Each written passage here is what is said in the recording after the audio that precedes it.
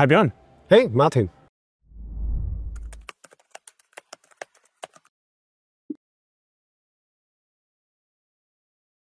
One part of keeping Agile interesting is having good Agile ceremonies. They created a bureaucracy on top of their Agile mindset. Then you have the structure for the structure on some point. This creates emotional commitment also for my day-to-day tasks.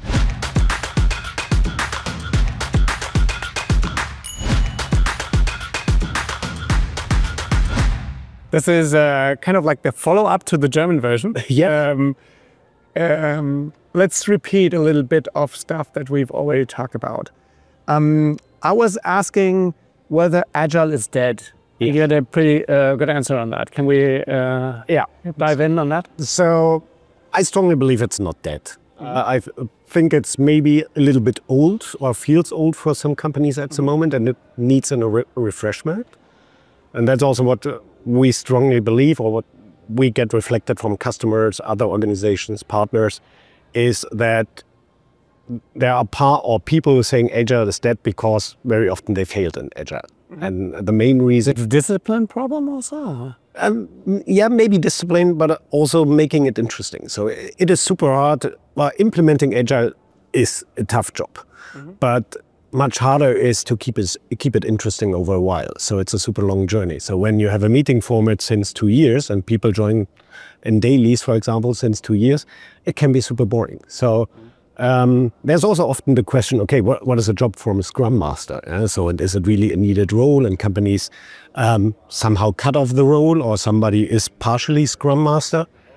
But I believe it's a super hard job, and because this person is responsible to make it interesting and valuable for the organization, and to somehow refresh the Agile approach and mindset in every company and in the people's minds. So you said also, okay, what comes after Agile? So there is no new amazing... Yeah, we were talking about the conveyor belt of methodologies. Yeah. And even if the suitcase with the Agile methodologies going out and circling and someone taking off, I don't see anything else coming in, right? Yeah, so, yeah, absolutely. And I think the last couple of years, organization played a lot with additional structures on Agile, like Agile on scale, safe stuff, and so on. And this is super valuable for huge organizations.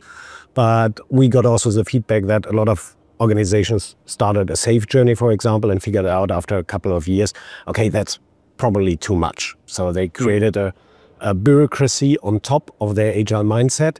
And now they realize it's maybe not the whole set of tools or meetings is needed.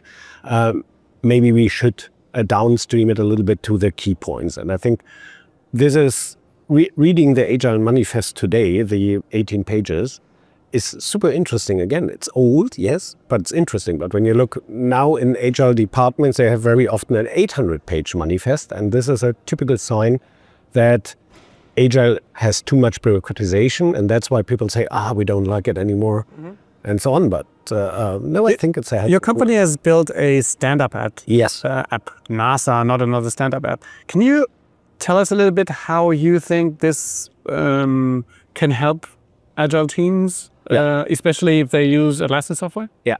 So one part of keeping Agile interesting is having good Agile ceremonies. And for a good meeting, we strongly believe it's needed to have a preparation, to show interesting stuff, and to document the meeting. And there are tons of ways for doing it. Jira has also a relatively new stand-up functionality with a timer and a different way to scrolling through the issues. But at the end, I just see the issues in the board. And we think that a little bit more preparation is needed, a little bit more context, to help people to tell interesting stuff in the meeting. And in NASA, not another stand-up app, it is necessary from every user to do a meeting preparation. So this creates emotional commitment also for my day-to-day tasks. But it also helps to have a better structure. What is interesting to share? What was maybe my problem yesterday where I want to ask a question to a colleague? Because when I join unprepared to a stand-up meeting, I potentially forget it, or I'm not addressing the right points.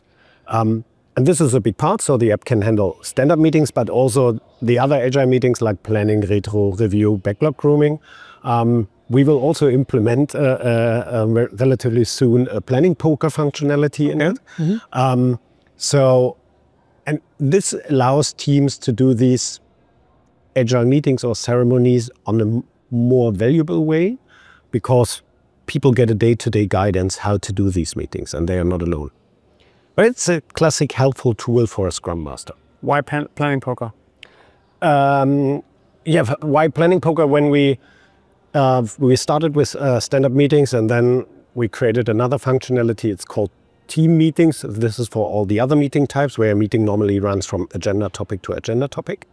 And we realized in the planning meeting that an estimation tool would be interesting direct in the meeting, because especially in a planning meeting or also in a brainstorming meeting for new features, you can create new issues, but somehow you want to estimate maybe the issue. And then we said, okay, planning poker is also in the Atlassian marketplace. There are tons of planning poker apps, and also really good ones.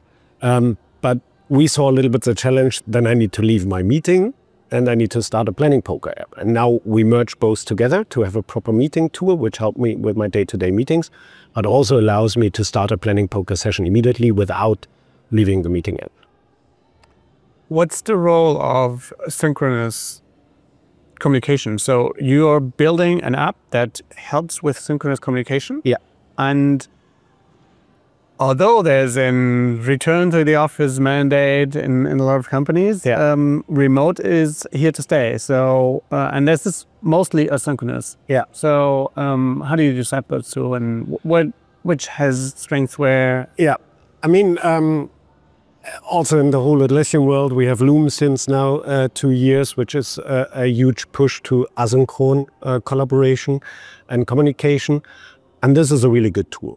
But I strongly believe I use tools like Loom or asynchronous communication for stuff which I wouldn't do in a meeting. Atlassian push it a little bit in the direction, instead of a meeting, doing a Loom, but then it ends up I send a Loom to somebody, get another Loom, send a Loom again, or we're discussing it on a Confluence page. At the end, it has a lot more, or eats up a lot more time, this asynchronous synchronization. And I think the most important part is in meetings are discussions and debates. So I see it every day in my life. When I have a good idea and I think, oh, that's the best thing after sliced bread, I join a meeting with a couple of colleagues, I explain my idea, and I get immediately feedback, also negative feedback or additional ideas. But I can be sure after this meeting, after the debate or discussion, I have a much better outcome. And this is completely missing in asynchronous communication, the direct feedback. The direct collaboration.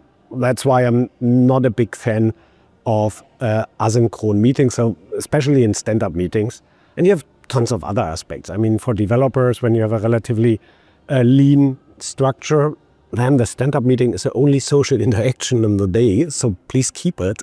Don't do asynchronous meetings. And to be fair, when you ask users in organizations where asynchronous stand-ups happen, are you really reading this stuff from your colleagues? No. So, and that's, I think... So the bureaucracy of meeting is also helping the synchronization thing, right? Yeah, for sure. I mean, we are all working in teams and not as standalone organizations in the organization.